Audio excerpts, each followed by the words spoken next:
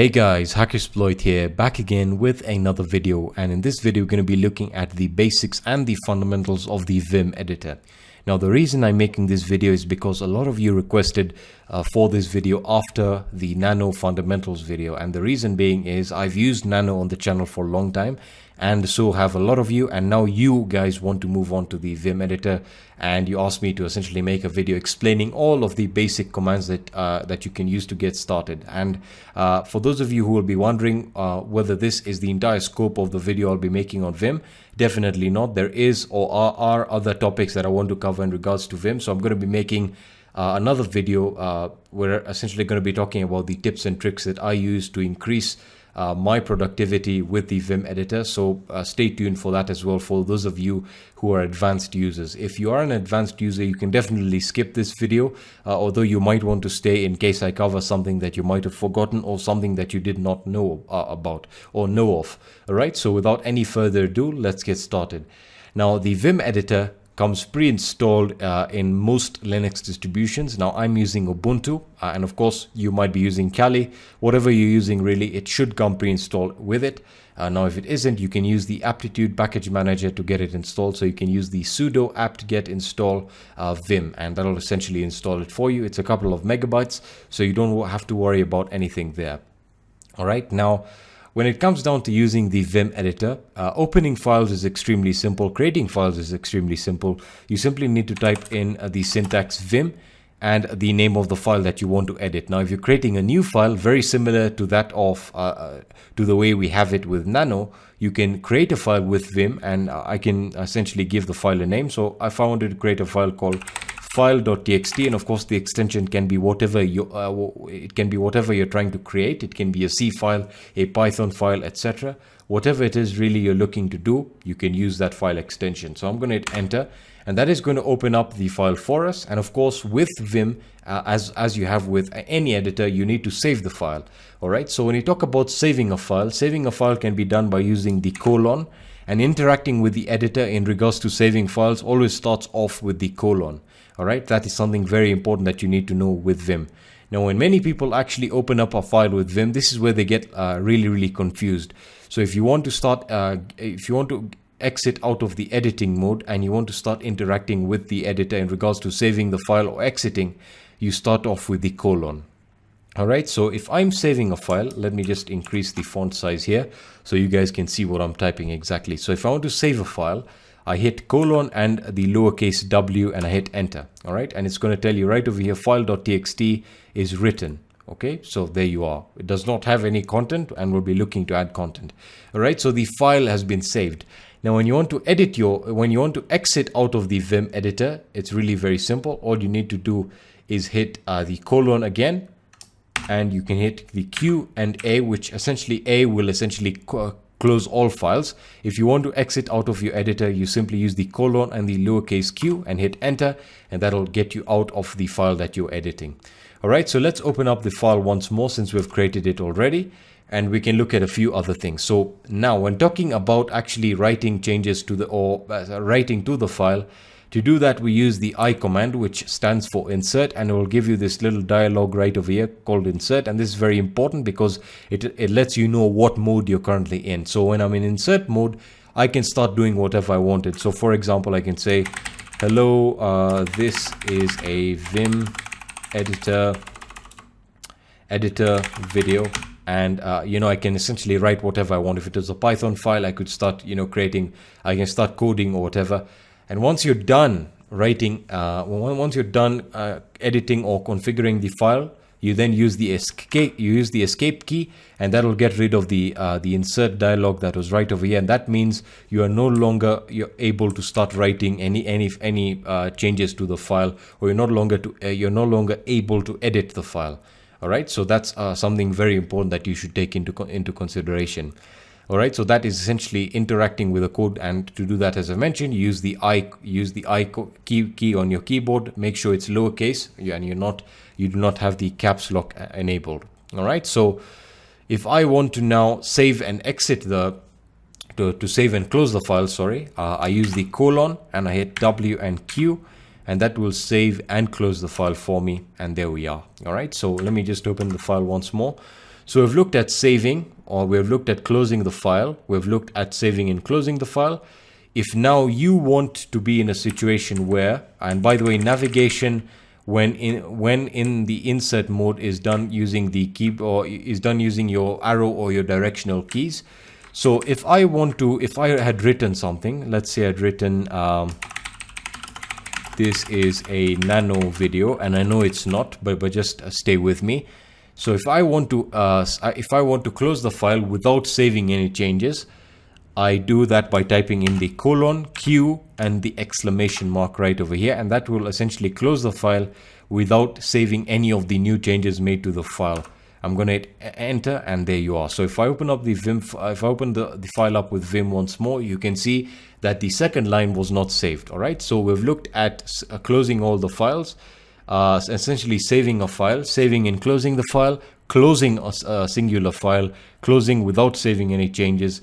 And there are a few keyboard commands that you can use without using the colon, and that is the capital Z. So you want to type in Z 2 times, so a double Z, and that will essentially save and quit. So you don't have to use the colon there. Make sure you have your caps lock enabled for that. And that's pretty much it in regards to saving files and exiting from the Vim editor. All right, so now that we've talked about essentially creating a file, closing the file, saving and closing without saving, we can now move on to navigation and editing the code itself. All right, so to do this, what I'm going to do is I'm going to close out and exit out of this file. And I have the proxychains.configuration file right over here on my desktop, and that's the file we're going to be using for the purpose of this video. Now you might be thinking to yourself, why exactly are you using the proxychains.configuration file? Well, this is a real world file that allows you to configure the proxy chain service, and I thought, why not use a real file to demonstrate how the Vim can be used and how it's different from the nano editor. All right, so let's get started. So I'm going to use Vim and the proxychains.configuration file. I'm going to hit enter, and it opens it for us. All right, now let me just reduce the font size a little bit here so that we have a better idea of the code that we're editing. So let's start off right at the top, and we'll be looking to edit this configuration file.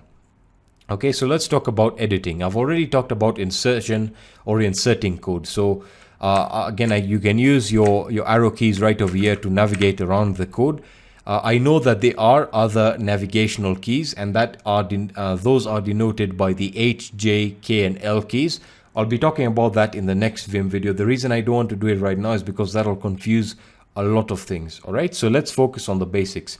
So if I want to insert code on this particular line, I'm going to hit I, and then for example, I can comment that line, and once I'm done, I hit escape to exit out of the insertion mode. All right, if I want to move on to the next line, I can hit O. That is a lowercase o, and that will take me to the next line, and it'll take me into the insertion mode right over here, which means I can enter a new line. So I can say this is a new line. All right, and once I'm done with the insertion, I hit escape, and that will insert the line for me, which is fantastic. If I want to go to the previous line, which is the line on top, I use the capital O, and that'll take me to the previous line right over here, as you can see. And again, it'll take me into the insertion, it'll take me into the insert mode. I'm going to hit escape because I don't want to insert any particular new line. All right, now when you talk about deleting characters or a particular character, for example, if I had misspelled this line word, if I had said lino, of course, and I exit, and I want to delete the character, the character O, all I need to do is go right to where it is and hit a lowercase s, and that will get rid of the last character, and I can correct it and hit escape, and there we are. All right, so that is very, very simple. Now if I want to delete an entire line, to do that I hit the capital, I use the uppercase S, and that will delete a particular line right over here. And if I want to delete this line as well, I'm just going to do the same right over here, and now I can just go all the way to the top and get rid of the changes that I made earlier. All right, now when we talk about undo and redo, that those are denoted by the lowercase u, which is for undoing the changes, and a capital C or a capital R to redo the changes. All right, so if I want to undo the changes that I've made, I just hit U, and it's going to undo the change for me. If I want to redo the change, I use the control or the C, sorry, the capital C right over here, and that redoes or will essentially redo all the changes that I've made. All right, so to undo, you use the U, the lowercase u, and to redo the changes, you use the capital C.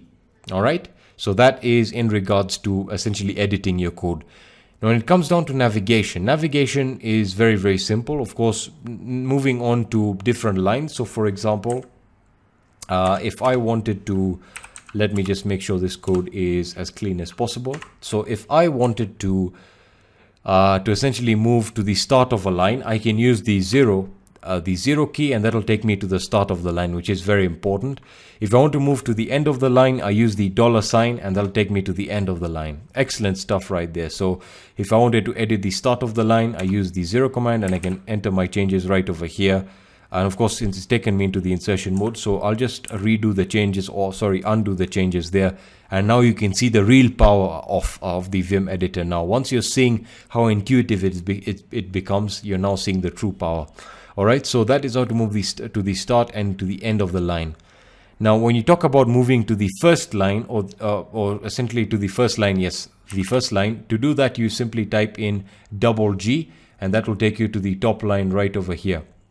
All right, or the first line, sorry. Now, when I was essentially talking to you about the different tricks that you can use, I'll get to that in a second. So that is moving to a particular line. Now, one thing I haven't covered so far is your clipboard and how you can copy and paste data, etc. Now, when you're talking about copying with Vim, if you are using an editor, you can use your mouse. I'll talk about copying. Well, if you want to copy, where essentially you can use the Y command right over here, and that'll copy. And of course, once you want to paste, essentially you need to just go right over here and hit P, and that will paste it for you. Now, that's very basic. Now, if you are using a graphical user interface, of course, and I've mentioned this before. Let me just get rid of this line right over here. Well, that actually did not delete the entire line, but I'll just get rid of it right over here, and I'll get out of the insertion mode. So copying can be done in various ways. As I mentioned, it can be denoted by the two Y's or YY, which is all in lowercase, or you can, if you're using a visual editor or a graphical user interface, with a mouse pointer, which is very unlikely if you are working in a server environment. So you can right click and copy, and you can also paste it. You can definitely try that out. All right, now that is for copying and pasting. Now, pasting is very simple. Of course, as I've mentioned, copying is as follows. Let me just do it one more time so you can get an idea of what I'm talking about. If I wanted to copy this line at the bottom, the socks 5 line, I can just hit the Y, and to paste it, I simply hit the P right over here, and it pastes it for me. I can undo the change right over there, and voila. When I'm talking about copying and pasting, it really is very simple. Of course, it depends on whether you're not using an editor. I'll be talking about selecting individual blocks of code in the next video. We'll be looking at replacing. That's where we get really interesting, or we get really deep into the Vim editor. Now, I'm going to give you guys a few tips that will really help you now. Now, with Nano, I should have actually mentioned that when talking about code lines, all right, code lines are very, very important. Now, when you're talking about enabling code lines in the Vim editor, which is something a lot of you guys actually asked me to show in this video. So if you want to enable code lines, all you need to do is make sure you enter the colon, and we're now interacting with the editor on a configuration level. So we're saying set, and we want to say set number. And once we hit enter, it's going to give us our various code lines. All right. And now when you're talking about navigating to a particular line in your code, for example, I want to move to line 40. To do this, I use the colon once more, and I type in the line I want to go to. In this case, I'm going to go to line 40. I'm going to hit enter, and there we are. It takes me directly to line 40, which is excellent. I do recommend, when working with code, that you do enable your you do enable your code lines. Now, if you want to disable them, if you're not a fan of them, you simply need to type set no number, and that'll get rid of them for you. All right, so that pretty much is going to be it for this video. I know I haven't covered a lot, but hopefully I've covered all the basics and the fundamentals of the Vim editor.